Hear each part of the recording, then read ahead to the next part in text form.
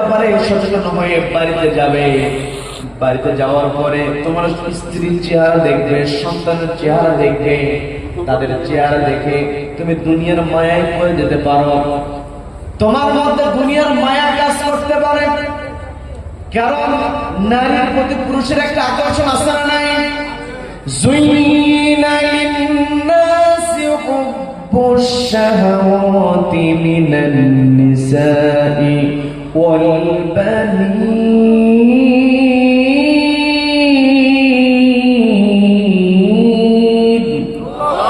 আল্লাহ জানিয়ে দিলেন আমি মানুষের জন্য, পুরুষের জন্য নারীর প্রতি আকর্ষণ, নারীর ভিতরে পুরুষের প্রতি আকর্ষণ তৈরি করে দিয়েছি। ওয়াল বানীন, নারী পুরুষ উভয়ের মধ্যে সন্তানের প্রতি আকর্ষণ তৈরি করে দিয়েছি।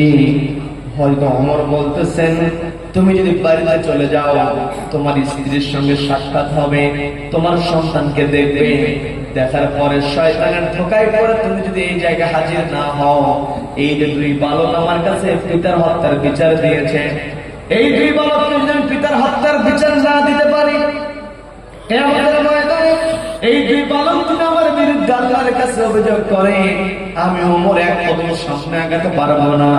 আখিরাতের ভয় তার মনের মধ্যে আছে, এই জন্যই তারা সম্মানিত।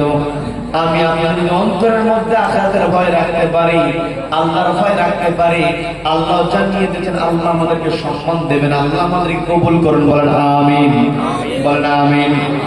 হযরত ওমর যখন বললেন তোমার জন্য একজন জিম্মাদার তুমি নিয়োগ করো, তবে আমি তোমাকে বাড়ি পর্যন্ত যেতে দেব, এই কথা বলার পরে ওই যুবক বলতেছে আমিরুল মুমিনিন খলিফাতুল মুসলিমিন, আপনি তো আমাকে জিম্মাদার নিয়োগ করতে বললেন, কিন্তু আমি তো এই জায়গায় নতুন মানুষ, আমি তো কাউকে চিনি না, আমার কোনো আত্মীয় নাই, আমার কোনো বন্ধু নাই, আমি এই জায়গায় কাকে জিম্মাদার নিয়োগ করব? আমার তো জিম্মাদার নিয়োগ করার কেউ নাই। হযরত ওমর বললেন তুমি যদি জিম্মাদার নিয়োগ করতে না পারো, আমি তোমাকে ছাড়তে পারবো না, কারণ তুমি যদি চলে যাও আমি এই দুই বালককে বিচার দিতে পারবো না, আমার দায়িত্ব বিচার করা নেই, বিচার করা। তুমি যদি পালিয়ে যাও তাহলে আমি কেমন করে বিচার করব? কাজেই তুমি জিম্মাদার নিয়োগ করো, তবে আমি তোমাকে ছাড়তে পারি।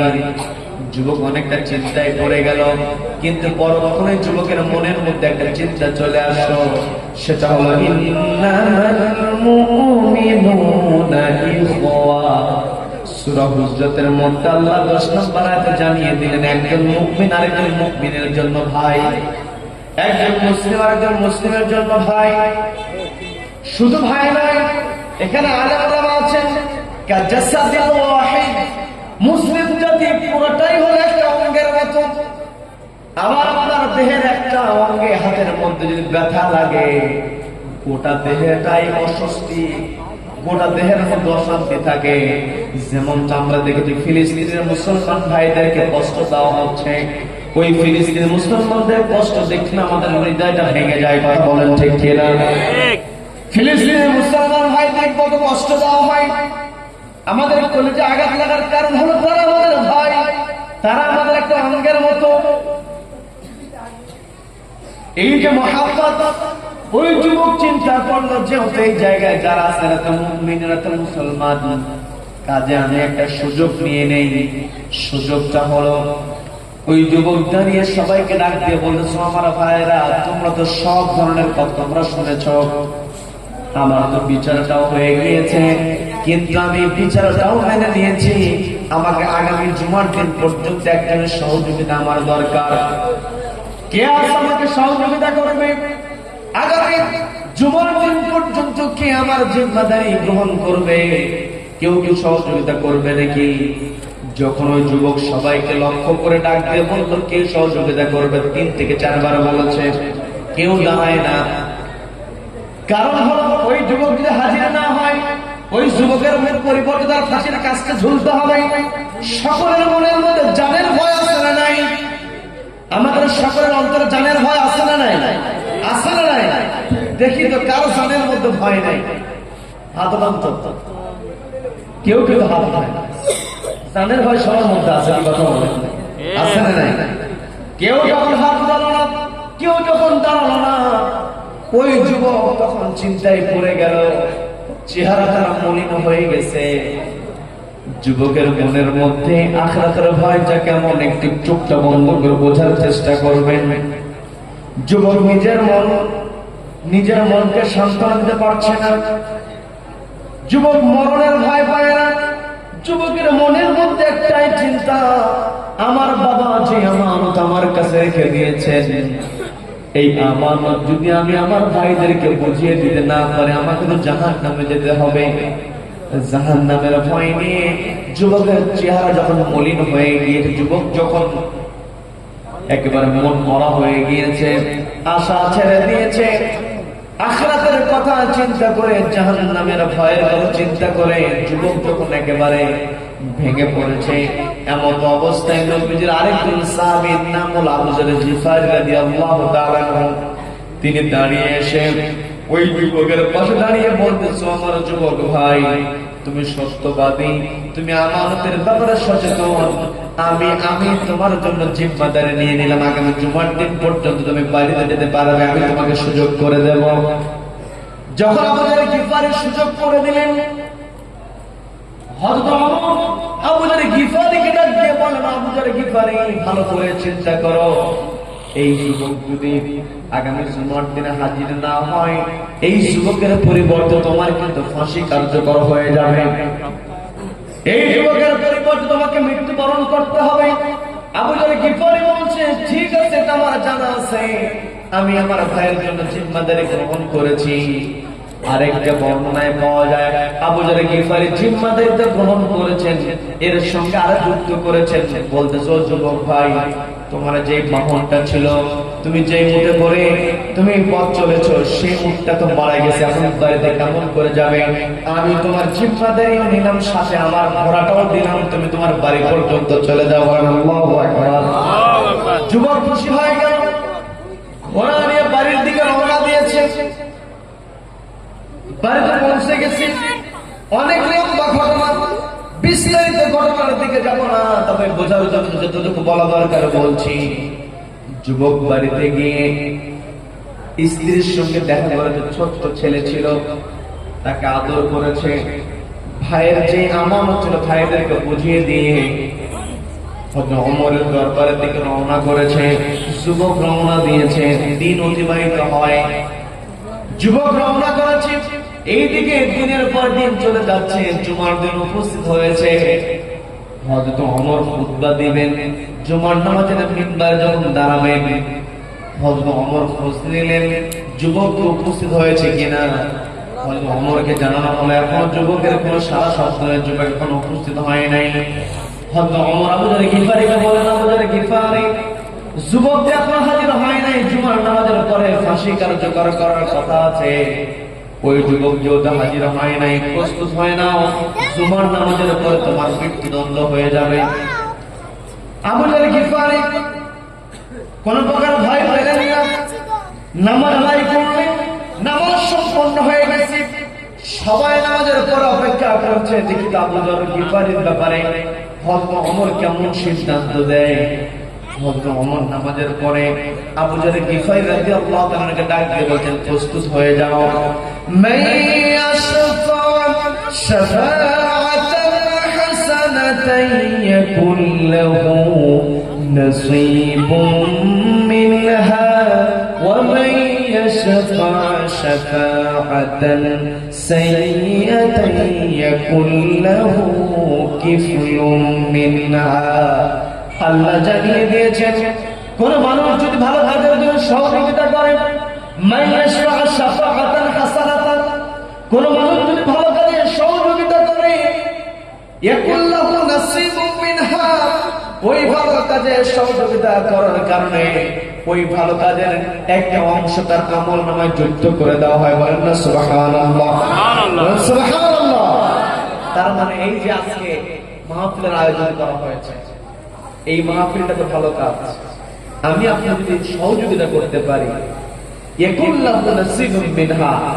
এই যে আয়োজন, এই আয়োজনটা কোরআন শোনানোর আয়োজন, এই কোরআন শোনানোর আয়োজনে সওয়াব আছে না নাই? আছে না নাই? আমি আপনি আমার আপনার সামর্থ্য অনুযায়ী অংশগ্রহণ করব, আমাকে আপনাকে সে অংশের বিনিময়ে কিয়ামতের ময়দানে যখন দুনিয়ার কোনো সম্পত্তি কাজে আসবে না, আমি আপনাকে ভালো কাজে ব্যয় করতে পারি, এই ভালো কাজের ব্যয়টা ইয়াকুল্লাহু নাসিবুম মিনহা একটা অংশ হিসেবে আমাকে মুক্তির ওসিলা বানায় নিতে পারেন কে? কে বানায় নিতে পারেন? আবার আমি আপনি যদি খারাপ কাজ করি, আবার কেউ খারাপ কাজ করলো না কিন্তু আমাকে সহযোগিতা করলো, অর্থাৎ কোন মানুষ খারাপ কাজ করছে সেই মানুষকে যদি আমি আপনার সহযোগিতা করি, আল্লাহ জানিয়ে দিন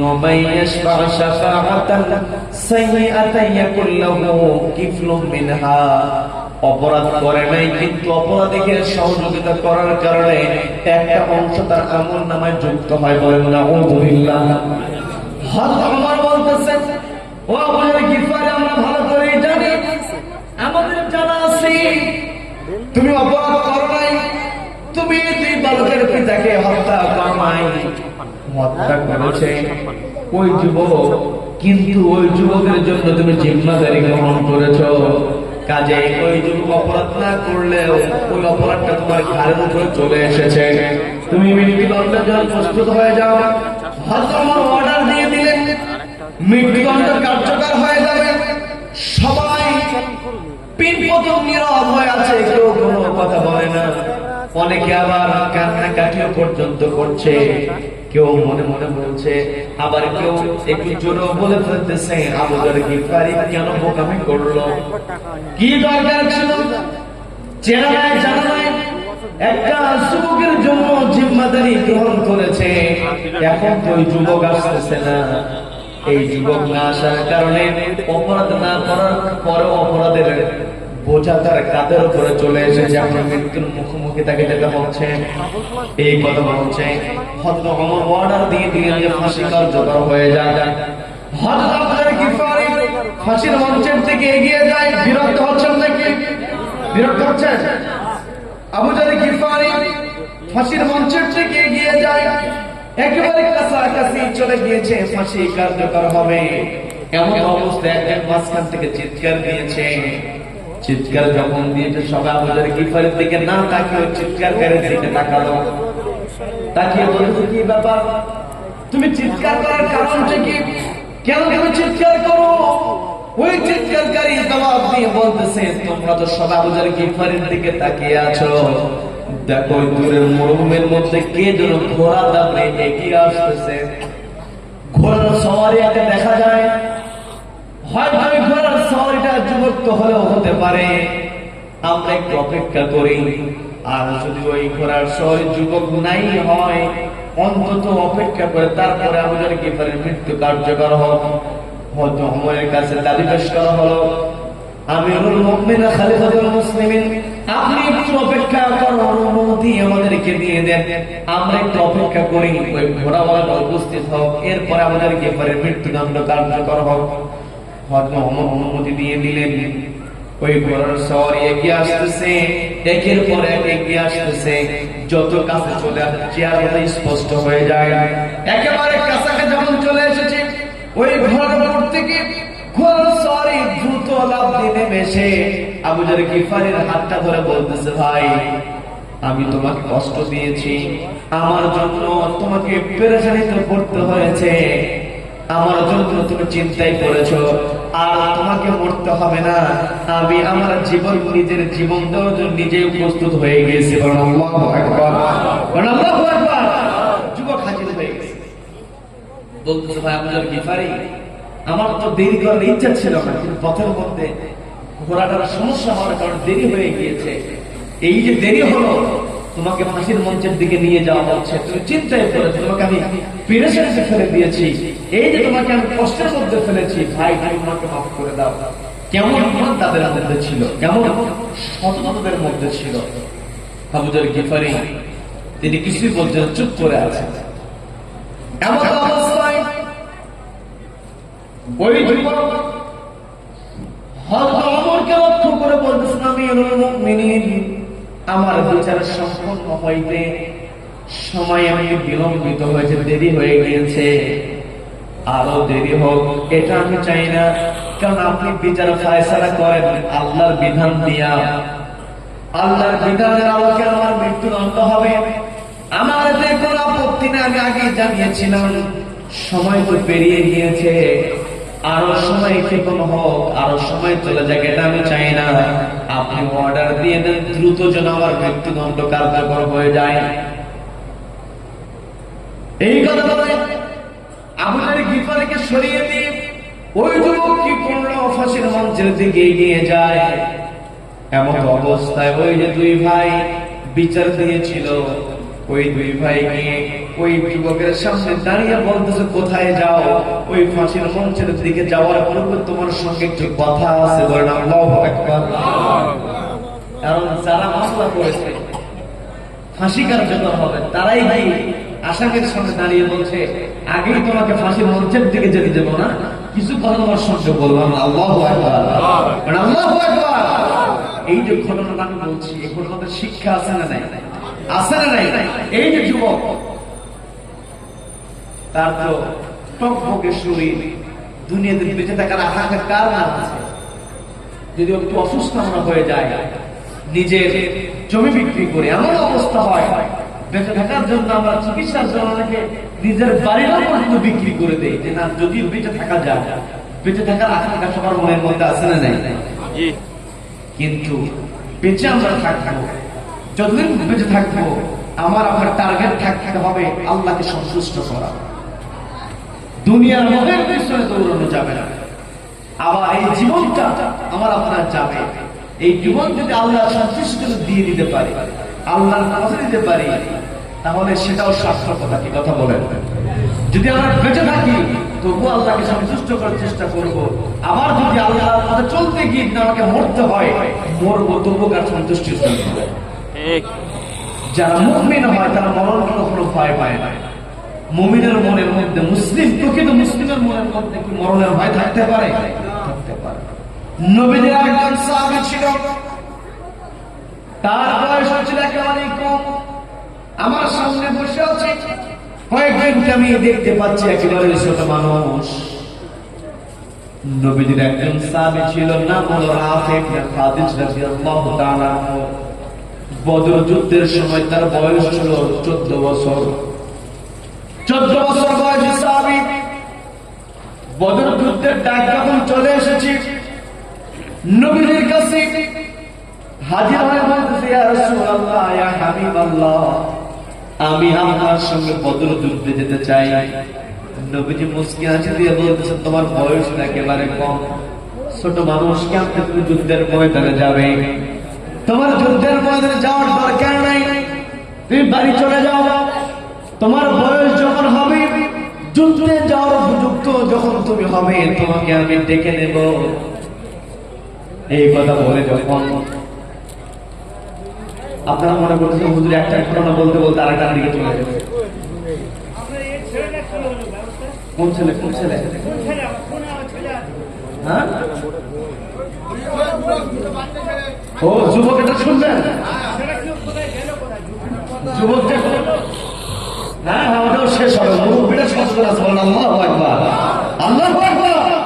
যুবকেরটা শুনবো, আবার নতুন যে যুবকের কথা বলছে এটাও শুনবো। কি কথা বলেন? কি কথা বলেন? যেহেতু সারা রাতে চলবে। কি কথা বলেন? আল্লাহ কবুল করেন। ওই সচেতন মুরব্বী, মনোযোগী মুরব্বীকে আল্লাহ কবুল করেন, বলে না আমি। সেই সাথে আমাদেরকে আল্লাহ কবুল করেন, বলে না আমি। ওই যুবকের দিকে যাওয়ার পূর্বে যে কথাটা বলছি, নবীজির সাহাবী রাফি ইবনে খাদিজ রাদিয়াল্লাহু তাআলা আনহু, বয়স 14 বছর। নবীজির কাছে অনুমতি চেয়েছিলেন, ইয়া রাসূলুল্লাহ, ইয়া হাবিবাল্লাহ, আমাকে অনুমতি দেন, আমি যুদ্ধের ময়দানে যাব। আমাকে অনুমতি দিতে হবে, আমি যুদ্ধের ময়দানে যাব। নবীজি বলতো, তোমার বয়স কম, অল্প বয়সে তোমাকে আমি যুদ্ধের ময়দানে যাওয়ার অনুমতি দেব না, তুমি বাড়ি চলে যাও। যুবকের মন খারাপ, ছোট মানুষ, মনটা খারাপ হয়ে গেছে। নবীজি বলতেছেন, মন খারাপ করার কোনো কারণ নাই, তুমি যুদ্ধে যাওয়ার জন্য যে নিয়ত করেছ, এই নিয়তের জন্য আল্লাহ তোমাকে আমল নামায় সব যুক্ত করে দিয়েছেন। আল্লাহু আকবার। বদর যুদ্ধে অনুমতি পান নাই। বদর যুদ্ধের পর নবীজি বিজয় নিয়ে যখন মক্কায় চলে এসেছিলেন, ইসলাম বিদ্বেষী যারা ছিল, ইসলামকে যারা সহ্য করতে পারে নাই, তারা যখন পরাজিত হয়েছে, মুসলমানদের বিজয়টা তারা মেনে নিতে পারে, নতুন করে আরেকটা যুদ্ধের ডাক দিয়েছে 1 বছরের মাথায়। সেই যুদ্ধের নাম হলো উহুদ যুদ্ধ। বদর যুদ্ধে রাফি ইবনে খাদিজার বয়স 14 বছর, উহুদ যুদ্ধের বয়স হয়ে গিয়েছে 15 বছর। নবী যখন উহুদের ময়দানে সাহাবীদেরকে নিয়ে যাবেন, আবার ডাক দিলেন, কে আসো আমার সঙ্গে উহুদের ময়দানে যাবে। উহুদের ময়দানে ডাক যখন রাফি ইবনে খাদিজ শুনেছেন, বাড়ি থেকে বের হয়েছে, বের হয়ে নবীজির কাছে আসবেন, অনুমতি নেবেন, এমন অবস্থায় তার মনে হয়ে গেল 1 বছর পূর্বে নবীজি তো আমাকে অল্প বয়স হওয়ার কারণে অনুমতি দেন নাই। এখন যদি আমি নবীজির কাছে যাই, 1 বছর তেমন তো বড় আমি হয় নাই, হয়তো আমাকে অনুমতি দিবেন না। এখন কেমন করে অনুমতি নিব? চলে গেছেন তার মামার কাছে। মামার কাছে গিয়ে বলতেছে, মামা আমি যে ভালো তীর নিক্ষেপ করতে পারি, এটা কি তোমার জানা আছে নাকি? মামা জবাব দিয়ে বলতেছে, হ্যাঁ ভাগিনা, আমি তো জানি তুমি ভালো তীর নিক্ষেপ করতে পারো, কিন্তু তোমার সঙ্গে কথা নাই, বার্তা নাই, তুমি হঠাৎ করে আমাকে প্রশ্ন কেন করতে, তীর নিক্ষেপ করতে পারো, আমার কাছ থেকে তুমি কেন জানতে চাও? তখন ভেঙে বলল, মামা আমার বয়স কম হওয়ার কারণে নবীজি আমাকে যুদ্ধের ময়দানে যেতে দিতে চায় না। আমি এখন যুদ্ধের ময়দানে যেতে চাই, আল্লাহকে সন্তুষ্ট করতে চাই, আমার জীবনটা আমি আল্লাহর জন্য দিয়ে দিতে চাই, কিন্তু অল্প বয়স হওয়ার কারণে নবীজি আমাকে অনুমতি দিবে না। কিন্তু আমি যে ভালো তীর নিক্ষেপ করতে পারি, এই যে তীর নিক্ষেপ করার যোগ্যতা আমার মধ্যে আছে, এই যোগ্যতার মানদণ্ডে আপনি যদি নবীজির কাছে আমার ব্যাপারে সুপারিশ করেন, নবীজি হয়তো আমাকে যুদ্ধে যাওয়ার জন্য অনুমতি দিতে পারেন। কাজে আপনাকে যেতে হবে নবীজির কাছে গিয়ে আমার ব্যাপারে সুপারিশ করতে হবে, আমি ভালো তীর নিক্ষেপ করতে পারি। নবীজি অল্প বয়সের কারণে আমাকে অনুমতি নাও দিতে পারে, কিন্তু ভালো তীর নিক্ষেপ করতে পারি, এই দিক খেয়াল করে হয়তো নবীজি আমাকে অনুমতি দিতে পারে। আল্লাহু আকবার। বয়স কিন্তু একেবারেই কম, 15 বছর বয়স। মামাকে সঙ্গে করে নবীজির কাছে গিয়েছে। নবীজি আবার যখন মুস্তি হাসি দিয়েছে, ওই ভাগিনা মামাকে ইশারা দিয়ে বলছে, মামা আপনি সুপারিশ করেন। মামা গিয়ে বলছে, ইয়া রাসূলুল্লাহ, ইয়া হাবিবাল্লাহ, আমার ভাগিনা বয়স তার 15, অল্প বয়স, কিন্তু আমার ভাগিনা বড় মানুষের চাইতে ভালো তীর নিক্ষেপ করতে পারে, আপনি যদি অনুমতি দেন আমার ভাগিনা যুদ্ধের ময়দানে গিয়ে শত্রুদের উদ্দেশ্য করে তীর নিক্ষেপ করে শত্রুদেরকে পরাস্ত করতে পারবে। কাজে আপনি বয়স কম বলে তাকে অনুমতি নাও দিতে পারেন, কিন্তু একজন তীর নিক্ষেপকারী হিসেবে আপনি অনুমতি দিয়ে দেন। আমি একেবারে সংক্ষেপে বলছি, সংক্ষেপে বলে আবার ওই যুবকের কাছে যেতে হবে। কথা বলেন ঠিক কি না? আমার মুরব্বীরা চিন্তায় পড়ে গেছে, হুজুর কি যুবকের কাছে যাবে কি যাবে না? মুরব্বী আপনারা চিন্তিত হওয়ার কোনো কারণ নাই, ওই যুবকের কাছে যাবো, এরপরে আলোচনা শেষ হবে, তার আগে আলোচনা শেষ হবে না। কথা বলেন ঠিক কি না? নবীজির কাছে যখন মামা সহ গিয়েছেন, নবীজি মুস্কি হাসি দিয়ে বলতেছেন, ঠিক আছে তোমাকে অনুমতি দেওয়া হলো। একেবারে সংক্ষেপে বলছি, নবীজির কাছে অনুমতি পাওয়ার পরে রাফি ইবনে খাদিজ রাদিয়াল্লাহু তাআলা খুশি হয়েছেন, বাড়ি থেকে বিদায় নিয়েছেন। যুদ্ধের ময়দানে গিয়ে উহুদের প্রান্তরে তিনি একের পর এক তীর নিক্ষেপ করছেন। তার তীরের আঘাতে শত্রু পক্ষ পরাস্ত হয়ে যায়, তীরের আঘাতে কুপকাত হয়ে যায়। এই দৃশ্য দেখে কয়েকজন শত্রু চিন্তা করলো, এই বালককে আগে হত্যা করতে হবে। এই টার্গেট নিয়ে কয়েকজন মিলে শুধুমাত্র রাফি ইবনে খাদিজের দিকে তীর নিক্ষেপ করে। ছোট মানুষ শত্রু পক্ষের তীর থেকে নিজেকে বাঁচানোর চেষ্টা করছে, নিজেকে বাঁচিয়ে আবার তীর নিক্ষেপ করে। একের পর এক যখন কয়েকজন মিলে ওই ছোট্ট সাহাবীর দিকে তীর নিক্ষেপ করলো, ছোট মানুষ ওই তীর থেকে নিজেকে আর তিনি বাঁচাতে পারলেন না। শত্রুপক্ষের একটা তীর এসে তার বুকের পাঁজরের মধ্য দিয়ে যখন দেহের মধ্যে ঢুকে গেল, ছোট মানুষ তিনি মাটিতে লুটিয়ে পড়লেন, দেহ থেকে রক্ত ঝরছে। নবীজির কানে দুঃসংবাদটা চলে গেল, ইয়া রাসূলুল্লাহ, আপনি যেই ছোট্ট ছেলেকে যুদ্ধে আসার অনুমতি দিয়েছিলেন, ওই ছেলে তীরবিদ্ধ হয়েছে। নবীজি তখন ওই সাহাবীকে বলে দিলেন, আমি তো ওই রাফি ইবনে খাদিজকে তো দেখতে চাই, আমি তার চেহারা দেখতে চাই, তীরবিদ্ধ হওয়ার পরে তার চেহারাটা কেমন হয়েছে আমি একটু দেখতে চাই। কে আজ আমার সামনে হাজির করবে?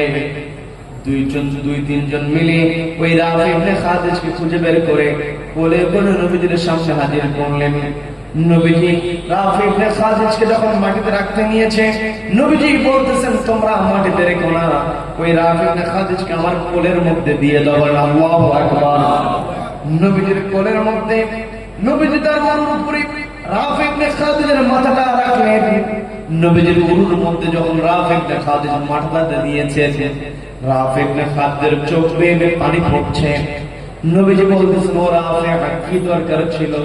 তোমাকে তো আমি নিষেধ করেছি যুদ্ধের ময়দানে, আমি তোমাকে বদরে না করেছিলাম, উহুদে অংশগ্রহণের তোমার এত তামান্না ছিল, বয়স অল্প হওয়ার কারণে অনুমতি আমি তোমাকে দিতাম না, কিন্তু মামাকে নিয়ে সুপারিশ করে তীরন্দাজ হিসেবে তুমি যুদ্ধের ময়দানে অংশগ্রহণ করেছো। আজকে তুমি কষ্ট করছো, তোমার কষ্ট হচ্ছে, চোখ বেয়ে তোমার পানি পড়ছে। ওই ছোট্ট সাহাবী বলতেছেন, ইয়া রাসূলুল্লাহ, ইয়া হাবিবাল্লাহ, আপনি আমার চোখের মধ্যে যে পানিটা দেখছেন, এই পানিটা তো আমার কষ্টের পানি না, এই পানিটা আমার আনন্দের পানি। বলেন আল্লাহু আকবার। নবীজি বলছেন, তোমার দেহের মধ্যে তীর ঢুকেছে, রক্ত বের হচ্ছে, চোখ দিয়ে পানি পড়তেছে, আবার বলতেছে তোমার এটা কষ্টের পানি নয়, তোমার আনন্দের পানি। বিষয়টা বুঝতে পারলাম না। ওই ছোট্ট সাহাবী বলতেছেন, ইয়া রাসূলুল্লাহ, ইয়া হাবিবাল্লাহ, আপনি যেমনটা বলেছেন, যুদ্ধের ময়দানে যদি আমি না আসতাম, আমার শরীরে তীরবিদ্ধ হতো না, আমার কষ্ট হতো না, এটা যেমন সত্য কথা, এটাও তো সত্য। আমার শরীরে যদি তীরবিদ্ধ না হতো, নবীজি আপনার রহমতের কোলের মধ্যে আমি আমার মাথাটা রাখতে পারতাম না। সত্য মানুষ ইমানটা তার কেমন ইমান! নবীজি ওই রাফি ইবনে খাদিজকে তার কপালটা তুলে নিয়ে কপালে চুমু খেয়ে বলতেছেন, ও রাফি, তোমার বয়স কম হতে পারে, কিন্তু তোমার ইমানটা পরিপূর্ণ। বলেন আল্লাহু আকবার। বলেন আল্লাহু আকবার। রাফি ইবনে খাদিজ বলতেছেন, ইয়া রাসূলুল্লাহ, ইয়া হাবিবাল্লাহ, আমার ঈমান কতটুকু পরিপূর্ণ জানি না, তবে আমি এখন আমার মনের মধ্যে আমার একটা আকাঙ্ক্ষা অপূর্ণ রয়ে গিয়েছে, আমার মনের মধ্যে এখন একটা আশা অপূর্ণ রয়ে গিয়েছে। নবীজি বলতেছেন, ও রাফি, তুমি আজকে যুদ্ধের ময়দানে অল্প বয়সে তীরবিদ্ধ হয়েছো, তুমি আমার কাছে যে আকাঙ্ক্ষার কথা বলবে, যে আশার কথা আমার কাছে বলবে, আমি নবীজি সেই আশা পূরণের জন্য সর্বোচ্চ আল্লাহর কাছে সুপারিশ করব। আল্লাহু আকবার।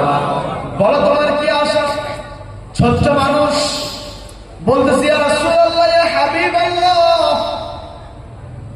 আমি যখন বাড়ি থেকে বের হয়েছি, আমি বাড়ি থেকে বের হওয়ার সময় আল্লাহর কাছে দোয়া করেছিলাম, আল্লাহ, উহুদের ময়দানে যাই, আর বাড়িতে জীবিত ফিরতে চাই না, একেবারে শহীদ হতে চাই, কিয়ামতের ময়দানে একবার উহুদের শহীদ হিসেবে উঠতে চাই। এই নিয়ত করে আল্লাহর কাছে দোয়া করেছিলাম, আল্লাহ, আমাকে উহুদের ময়দান থেকে জীবিত ফেরাবে না, আমাকে উহুদের ময়দানে শহীদ করে একেবারে কিয়ামতের ময়দানে উহুদের শহীদ হিসেবে তুমি আমাকে উঠায়ো। আমি এই দোয়া আল্লাহর কাছে করেছি, কিন্তু আমার শরীরে এখন যে তীরটা বিদ্ধ হয়ে আছে, আমার তো মনে হয় আপনারা যদি আমার তীরটা বের করে নেন, বের করার পরে আমাকে চিকিৎসা করেন, আমি সুস্থ হয়ে যাব। আর আমি যদি সুস্থ হয়ে যাই, তাহলে আমি তো আর আমার পরিচয় শহীদ বলতে পারবো না, আমার পরিচয় আমাকে বলতে হবে আমি উহুদের একজন গাজী পরিচয় বলতে হবে।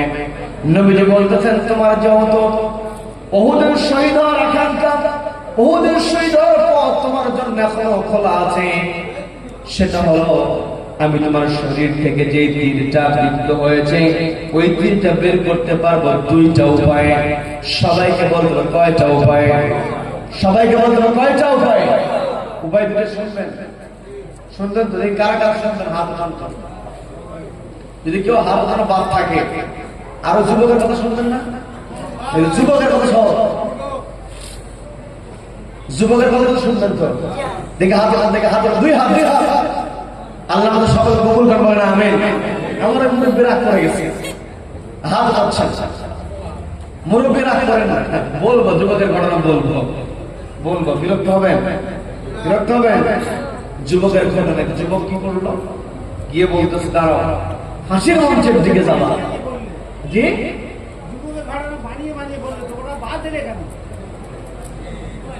বুঝি নাই।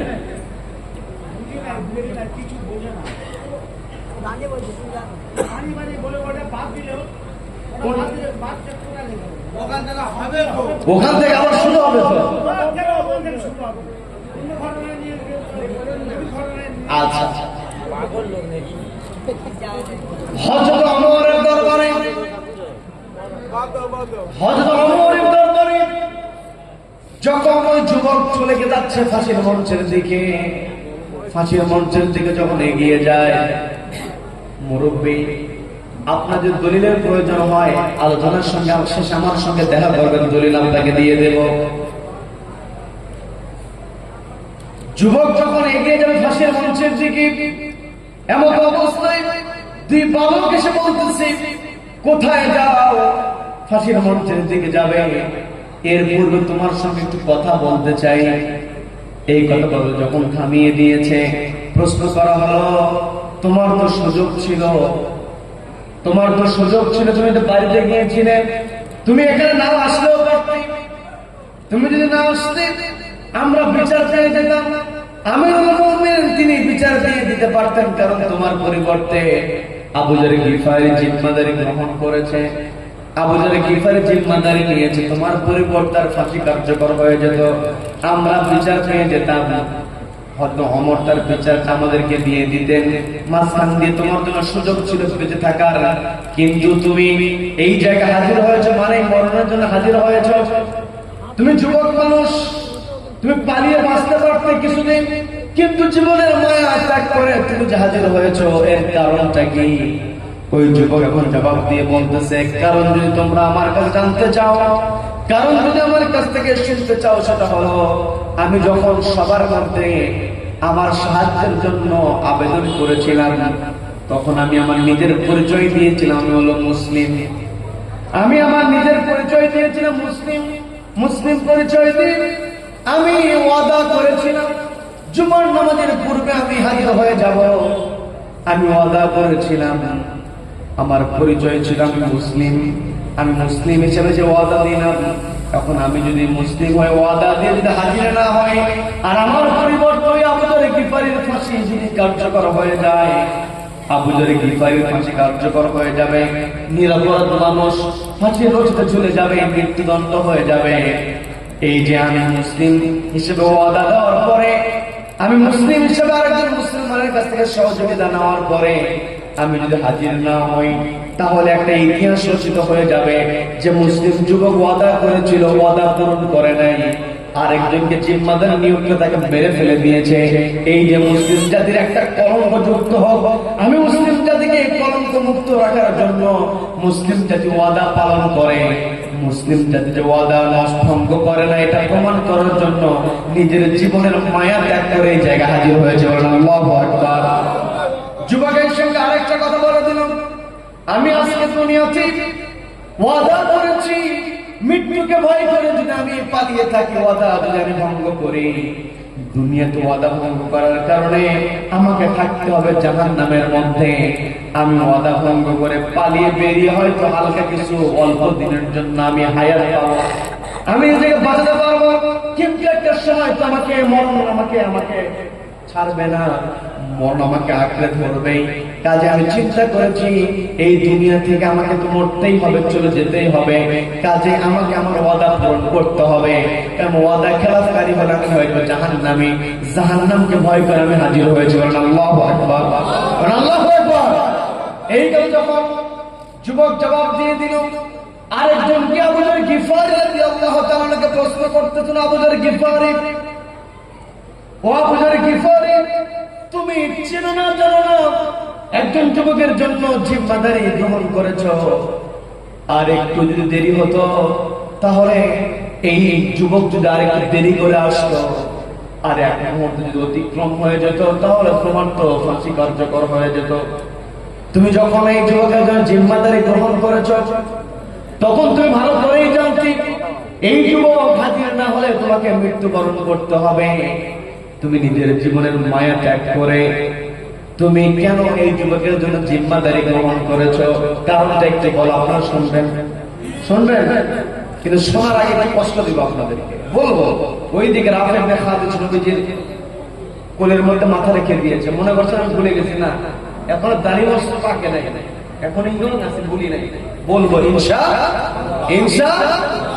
কিন্তু তার আগে একটু কষ্ট আপনাদেরকে দেব, কারণ এই দুনিয়াতে জানের প্রতি যেমন আমাদের মায়া আছে, মালের প্রতি মায়া আছে না আছে না নাই? এই জান এবং মাল দুটোই কার জন্য? সবাই বলবে কার জন্য? ইন্নাল্লাহু আশতারা মিনাল মুমিনিনা আনফুসাহুম ওয়া আমওয়ালাহুম বিআন্না লাহুমুল জান্নাহ। আল্লাহর জন্য যদি মাল ব্যয় করতে পারি, আল্লাহর জন্য যদি জান দিতে পারি, তাহলে দুনিয়াতে আমার মর্যাদা এবং আখিরাতে একেবারে উত্তম পুরস্কার আমাকে দান করবেন কে? আল্লাহ কবুল করুন, বলেন আমিন, বলেন আমিন।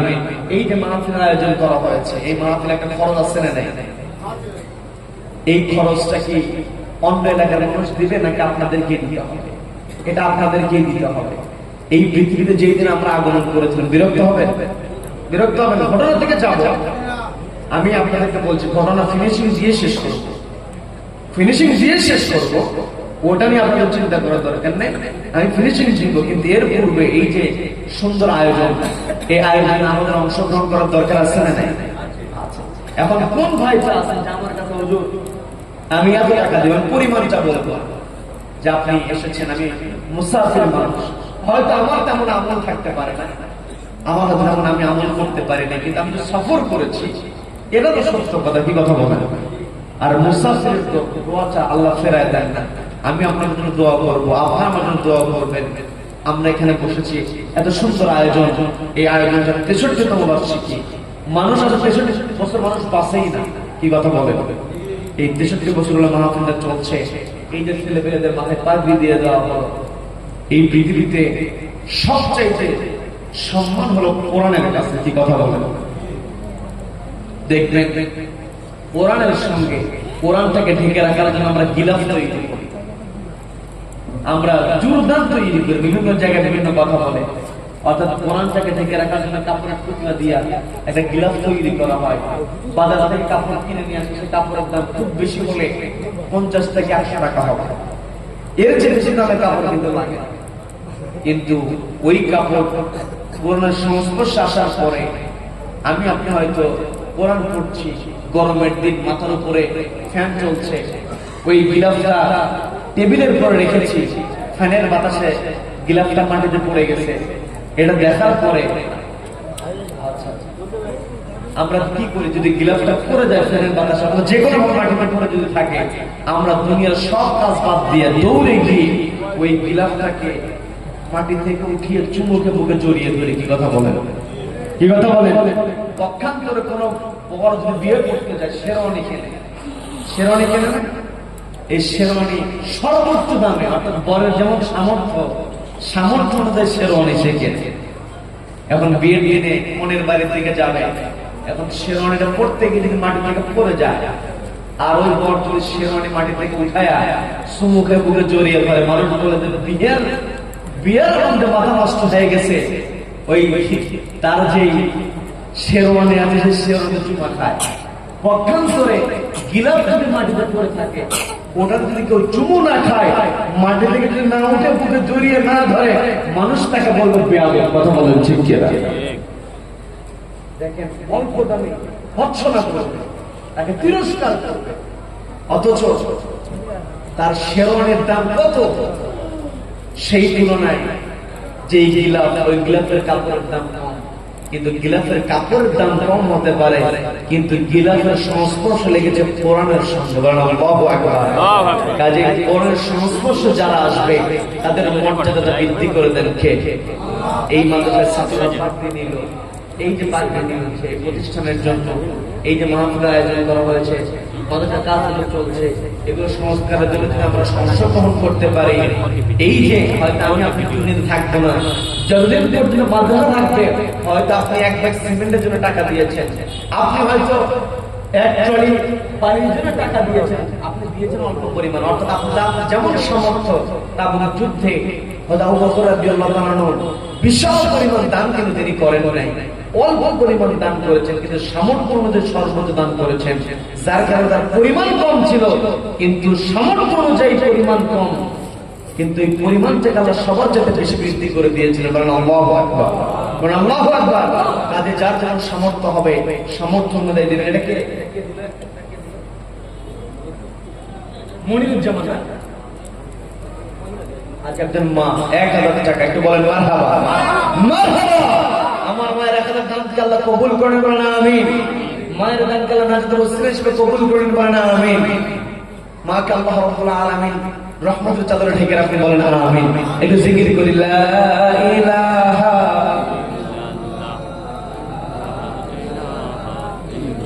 সুবহানাল্লাহ